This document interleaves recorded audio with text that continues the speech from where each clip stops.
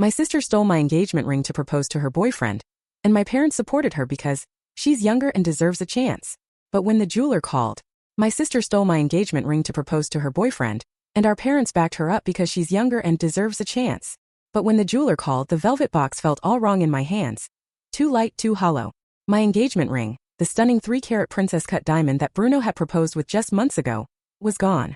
I stood frozen in my bedroom, staring at the empty indent where it should have been nestled safely. I was in the shower when it all hit me. My name is Esther, and I never imagined my own sister would betray me like this. I cried, rushing downstairs. Mom, have you seen my ring? Did you move it? My mother looked up from her coffee, perfectly manicured nails wrapped around her favorite mug. What do you mean, honey? Isn't it in your room? I thrust the empty box toward her, hands shaking. I always put it there when I shower, always. Maybe you misplaced it, she replied dismissively. You've been so scattered lately with all the wedding planning. That's when I heard it. The unmistakable sound of Sophia's laughter drifting in from the backyard. My stomach dropped as I moved to the window. There she was on her phone, twirling something that caught the sunlight. Sophia! I stormed outside, slamming the screen door behind me. What are you doing with my ring? She turned slowly, and I saw it clearly on her left hand.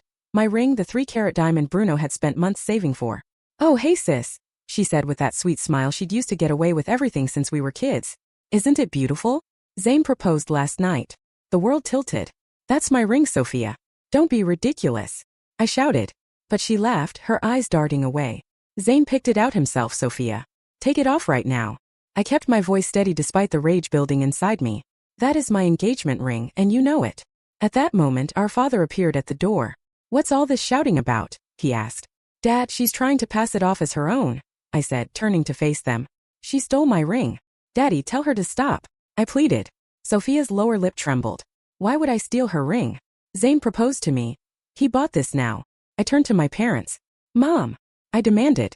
My ring, she's trying to claim it as hers. My mother stepped forward and placed a hand on my arm. Your sister just got engaged. This should be a happy moment. I jerked away from her touch. Are you serious? That's my ring. It looks different than yours. Dad squinted at Sophia's hand. The setting isn't quite the same. Was it altered? I shouted louder. Call Bruno. Call the jeweler. That is my ring. Mom's tone became patronizing. You're making a scene. Sophia and Zayn are in love, and they're getting married. Can't you just be happy for your sister? I looked between them. Mom's dismissive expression, Dad's uneasy avoidance, and Sophia's triumphant smirk barely masked as innocence. After 25 years of watching them favor her, excuse her, and protect her, I was still shocked. You know what? I said, pulling out my phone. Let me call Zayn right now and ask where he got the ring. Sophia's face turned white. He's busy at work. Perfect, I muttered. I'll leave a message. I hit the call button, watching her squirm. Stop it. She lunged for my phone, but I stepped back. Fine, I borrowed it. But Zayn was going to propose, and we couldn't afford anything nice. And you have everything, the perfect job, the perfect fiancé, the perfect life. Mom's voice rose, Sophia, please. But the truth was out. I looked at my parents, waiting for them to finally hold their precious baby accountable. Instead, Mom wrapped an arm around Sophia's shoulders. Let's sort this out as a family, she said firmly.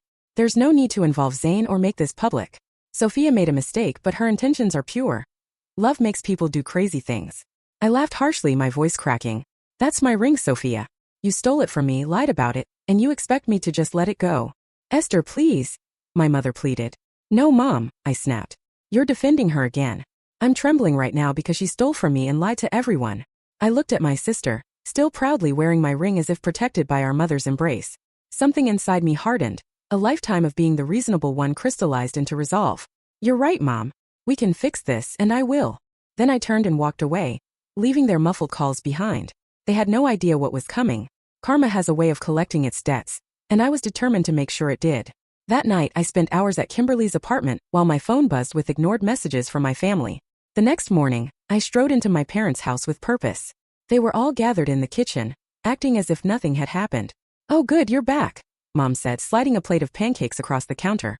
We were worried. Were you hoping you'd cool off and let this go like always? I stood silent. At the table, Sophia sat with my ring still gleaming on her finger. She looked uncomfortably smug. Sweetheart, Dad began, we've been talking. I cut him off. You don't get to decide anything. That ring is mine, and Sophia is going to take it off right now. Mom straightened her spine. Actually, Esther, we've decided to help Sophia and Zayn buy a new ring, a better one. This way everyone wins. I stared incredulously. Everyone wins? My sister stole from me, lied to her boyfriend, and you want to reward her. Sophia chimed in. Zane loves me and this ring just feels right on my finger. Like it was meant to be mine. You're delusional, I snapped, turning to our parents. You're enabling her again. Enough. Dad's tired voice boomed. We're trying to find a solution here. The only solution is for Sophia to return what she stole and finally face some consequences. My phone rang. It was an unknown number. I answered and a man's voice said, Is this Esther? This is James from Crystal Jewelers. We have a situation regarding a ring purchase. My heart pounded. Yes, this is Esther. Yesterday, a young woman brought in a ring for resizing, a ring matching the description of one sold to a Mr. Bruno Grant 3 months ago. She claimed it was a gift from her boyfriend, but something's off. Our records, especially for pieces of this value, are very detailed. I put the phone on speaker and glared at Sophia. Go on. When we checked the serial number, it matched Mr. Grant's purchase. The young woman, calling herself Sophia, said her boyfriend was named Zane, but our records confirm this ring belongs to you, Esther. Sophia jumped up. You had no right to check, she sputtered. I snapped. Thank you for calling, James. That ring was stolen from me by my sister. She's trying to pass it off as her own engagement ring. A heavy silence fell over the kitchen. In that case, we'll need proper documentation of ownership before any alterations can be made. You may also want to file a police report, James advised cautiously. No police. Mom burst out. We can handle this privately. Thank you, James, I said firmly. I'll bring the original receipt and documentation today. I hung up and turned to my family. Sophia's face had shifted from pale to red. Mom looked as if she might faint, and Dad couldn't meet my eyes, still insisting it was a gift from Zane. I glared at Sophia. You're just jealous, I accused. She exploded. You can't stand that I'm happy someone wants to marry me. I laughed bitterly. You think building a marriage on theft and lies will make you happy? That's not how it works. Mom slammed her hand on the counter. Sophia made a mistake, Esther. No, Mom, she stole from me. Lied about it, and you're defending her again. I shouted. Esther, please, Dad finally pleaded. Let her go. This has gone too far. But Sophia wailed. I'll ruin everything if you do this. I pulled free from her grip. No, you ruined everything. I'm just making sure the truth comes out. I grabbed my purse. I'm going to the jeweler, and then I'm calling Zane. Stop, Sophia. Mom cried. I paused at the door and looked back one last time. No, Mom. You and Sophia made that choice the moment you decided theft and lies were acceptable as long as your favorite daughter got what she wanted. With a satisfying click, the door closed behind me. My phone buzzed with a text from the jeweler confirming they had located my purchase records. Perfect, I muttered. It's time to show my sister that karma doesn't care about being the family favorite. At Kimberly's kitchen, she slid a glass of wine across to me. I can't believe they're actually defending her, she said. I mean, I understand it's family, but still. I took a long sip, studying the receipt from Crystal Jewelers spread out before me. Kimberly leaned forward, eyes sparkling with that determined glint. Please tell me, you're going nuclear on this? My phone buzzed with another text from Sophia. Please don't do this. I'll explain everything to Zane myself. I muttered, yeah, right? Showing Kimberly the message. She's just trying to buy time and spin another lie. Just then the doorbell rang, making us both jump. Kimberly peeked through the peephole and then turned to me wide-eyed. It's your mom. Of course it is, I replied, standing up and squaring my shoulders. I let her in. Mom burst through the door like she owned the place, designer purse swinging. Esther, we need to talk alone. Anything you have to say, you can say in front of Kim, too. Her lips tightened. Fine. Sophia is devastated. She's been throwing up all morning, crying about how you're trying to ruin her life. I laughed bitterly. That's rich. You stole my engagement ring, lied to everyone, and somehow I'm the bad guy? She made a mistake, Esther. Your father already called the jewelry store. We can get you an upgraded ring bigger than the original. It's not about the ring anymore. Mom, it's about Sophia finally facing consequences.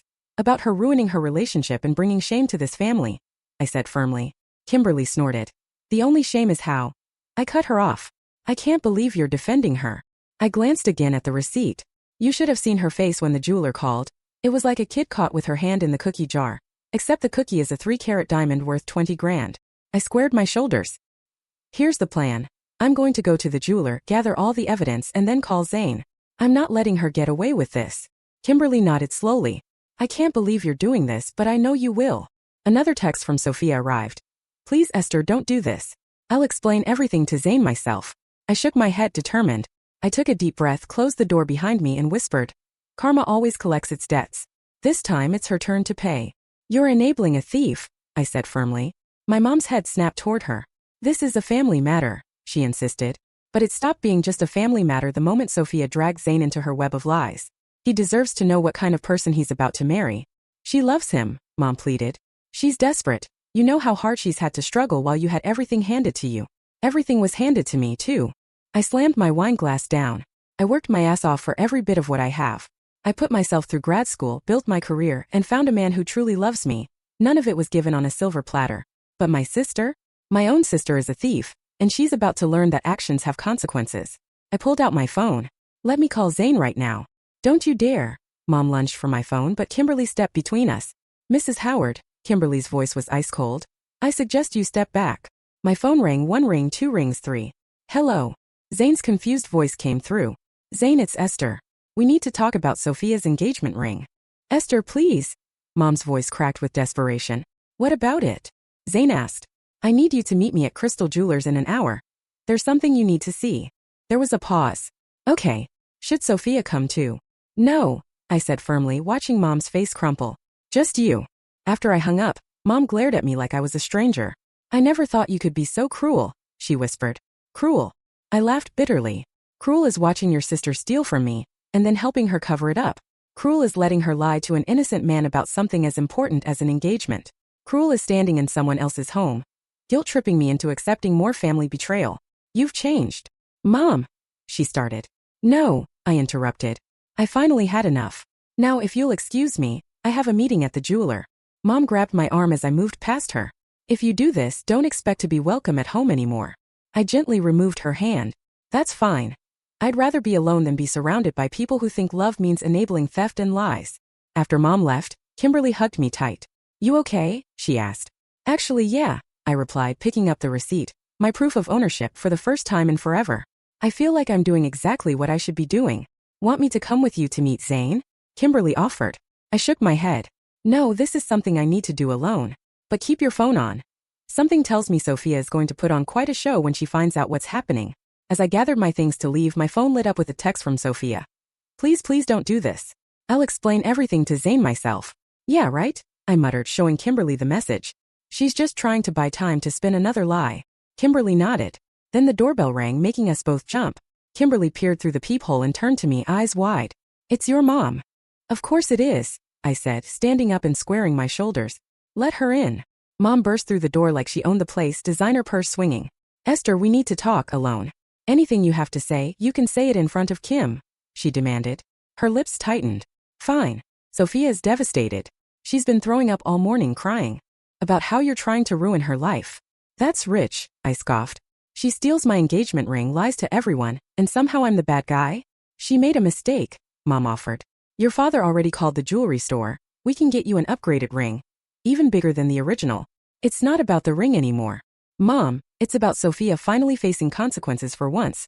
For ruining her relationship and bringing shame to this family. Kimberly snorted, but I cut her off. I can't believe you're defending her. You should have seen her face when the jeweler called. Like a kid caught with her hand in the cookie jar. Except the cookie is a 3-carat diamond worth 20 grand. I squared my shoulders. Here's the plan. I'm going to the jeweler, gather all the evidence, and then call Zane. I'm not letting her get away with this. My phone buzzed again. Another text from Sophia. Please don't do this. I'll explain everything to Zane myself. I shook my head, determined. I slipped the receipt into my purse and said, Karma always collects its debts. This time it's her turn to pay. 3 days after the confrontation at the jewelry store, Dad showed up at my apartment, his shoulders slumped, his usual confident posture replaced by defeat. Can I come in? He asked quietly. I stepped aside and let him in.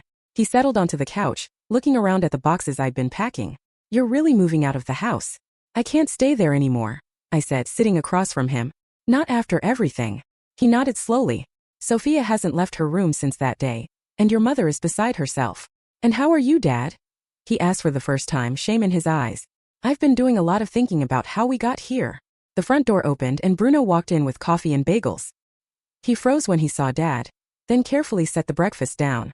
I should give you two some privacy, he said. No, Dad, I insisted. Stay. You're part of this family too. Or at least you will be if you still want to be after everything we've put me through. Bruno moved to stand behind my chair, resting his hand supportively on my shoulder. I love your daughter, sir. Nothing, Dad replied bitterly. Your other daughter did change. Is that what they call it? Sophia's been fired from her job, Dad suddenly announced. Apparently, she had a complete meltdown at work yesterday. Started screaming at a client who was wearing an engagement ring. That's not my problem, I said firmly.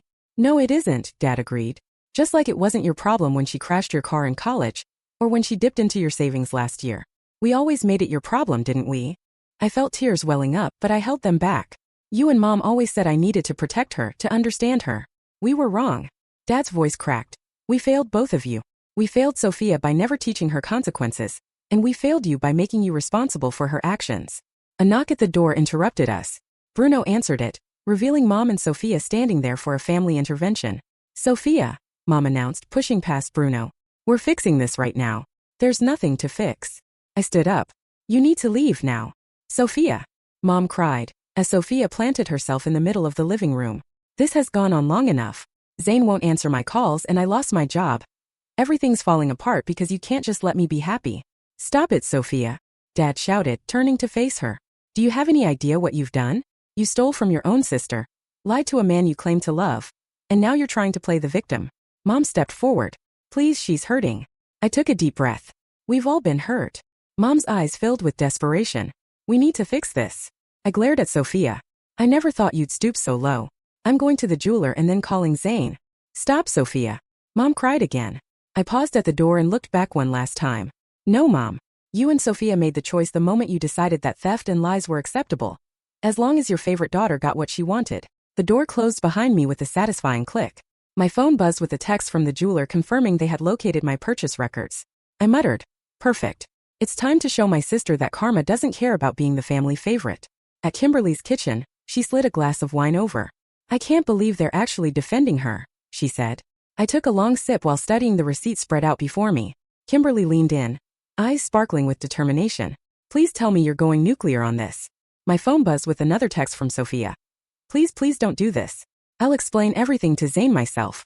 I smiled bitterly and said, yeah, right? She's just buying time to spin another lie. Then the doorbell rang and Kimberly peeked through the peephole. It's your mom, she said with wide eyes. Of course it is, I replied, standing up and squaring my shoulders. Let her in. Mom burst in like she owned the place, her designer purse swinging. Esther, we need to talk alone.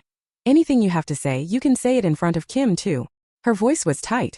Fine. Sophia is devastated. She's been throwing up all morning, crying about how you're trying to ruin her life. That's rich, I scoffed. She stole my engagement ring, lied to everyone, and now I'm the bad guy? She made a mistake, Mom insisted, throwing her hands up. Your father already called the jewelry store.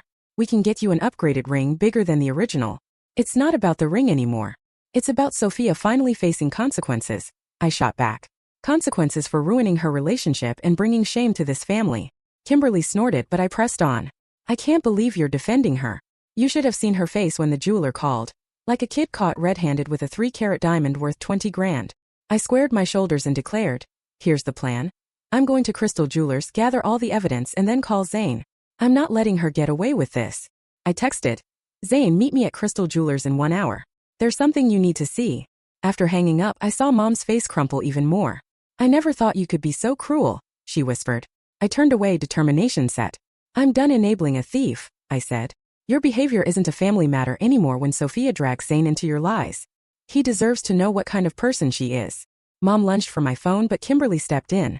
Step back, Mrs. Howard, she said coldly. My phone rang, 1 ring, 2, 3, and Zane answered, confused. Zane, it's Esther. We need to talk about Sophia's engagement ring. Esther, please, came Mom's desperate plea. What about it? Zane asked. Meet me at Crystal Jewelers in an hour. Just you. There's something you need to see. After the call, I watched Mom's face crumple. I glared at her. You're enabling a thief, I said. She snapped. This is a family matter. I replied, not anymore. When Sophia drags Zane into her lies, he deserves to know who she really is. She's lied, stolen from me, and you're covering for her. I worked my ass off for everything I have, grad school, my career, a good man who loves me, and none of that was handed to me. Your sister is a thief, and actions have consequences. I pulled out my phone to call Zane. In fact, let me call him right now. Mom lunged for my phone, but Kimberly stepped between us, her voice icy. Step back, Mrs. Howard. I let the phone ring until Zane answered. Zane, it's Esther. I need you to meet me at Crystal Jewelers in an hour. There's something you must see.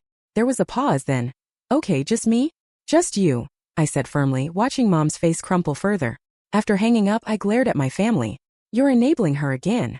I shouted. Don't you dare, Mom. I added as she lunged for my phone again. Kimberly intercepted. I said step back. I took a deep breath and looked at the receipt in my hand, my proof of ownership. You should have seen her face when the jeweler called, like a kid caught with her hand in the cookie jar. I squared my shoulders. I'm going to the jeweler, gather every bit of evidence, then call Zane. I'm not letting her get away with this. I texted. Karma always collects its debts. Now it's her turn to pay. 3 days later, after the jeweler restored my ring to its original setting, Bruno and I moved into our new apartment. I hadn't heard a word from Sophia, and for the first time, I felt free from guilt, free from enabling theft and lies, and ready to move forward on my own terms. I was sorting through my mail one morning when I discovered a glossy wedding magazine addressed to me. Tucked inside was a handwritten post-it in my mom's elegant script. Please call me. We need to talk. No sooner had I read it than my phone rang, and Kimberly's name flashed on the screen. Turn on your Instagram right now, Kimberly urged as soon as I answered. I laughed lightly and opened the app, only to have my stomach drop when I saw Sophia's latest post. There she was in a bridal gown inside what looked like a chic boutique, captioned, "Sometimes the worst betrayals lead you to your best decisions. Wedding planning starts now. New chapter moving on." I couldn't believe it. Is she serious? I asked Kimberly. She isn't even dating anyone, is she? Kimberly just kept scrolling. The next post was even worse. A close-up of Sophia's hand sporting a new ring. It was smaller than mine but still eye-catching, and the caption read, "When someone better comes along and shows you what real love looks like. Thank you for saving me from settling, sis. Upgraded and better than ever." My phone buzzed again. This time it was Mom. Against my better judgment, I switched over. "Did you see it?" Mom asked immediately. "Yeah," I replied. "She's been seeing someone. A friend of your father's business partner." "He's well established," Mom continued. "You mean he's rich and desperate enough to date someone who just got exposed for theft?" I asked, incredulous. "Esther, please," Mom said, her tone softening. "Marcus is good for her. He's helping her get back on her feet." I laughed bitterly. "Of course he is. And I'm sure you and Dad had nothing to do with setting this up." Mom's voice grew firm. "Actually, your father refuses to meet him. He's still reeling from everything that happened." Before I could respond further, a knock sounded at my door. I opened it to find Dad standing there, looking uncomfortably worn.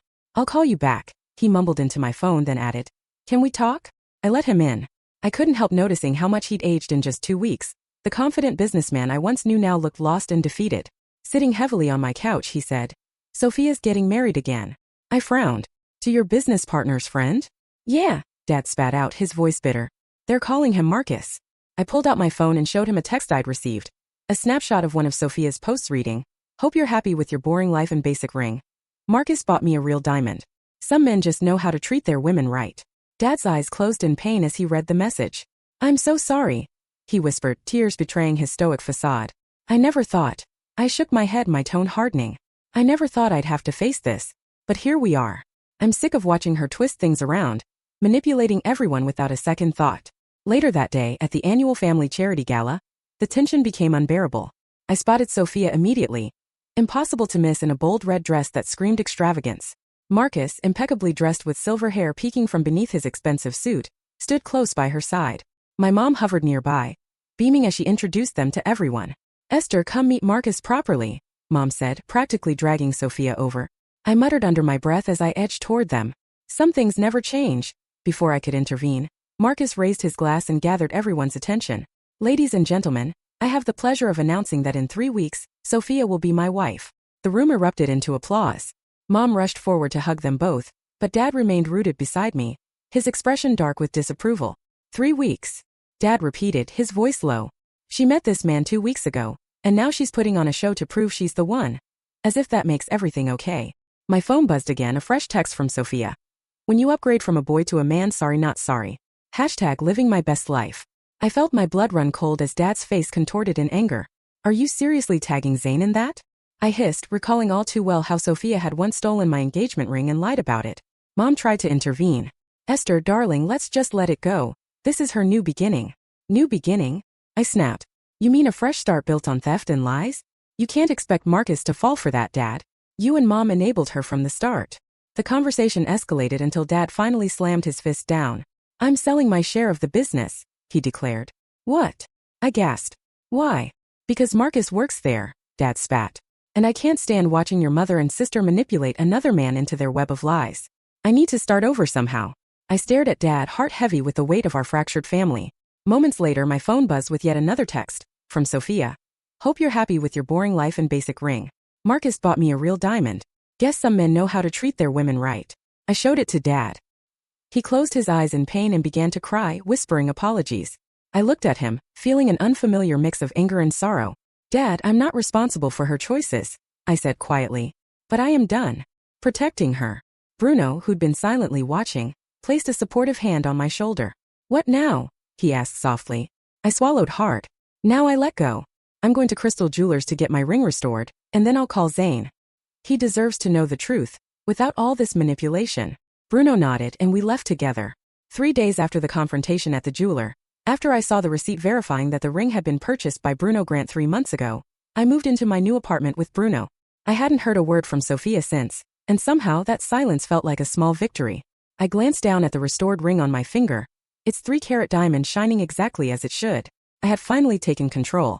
I realized then that even though peace never lasts long in my family, sometimes the only way to build a better future is to let the truth come out, even if it means tearing down the lies of the past.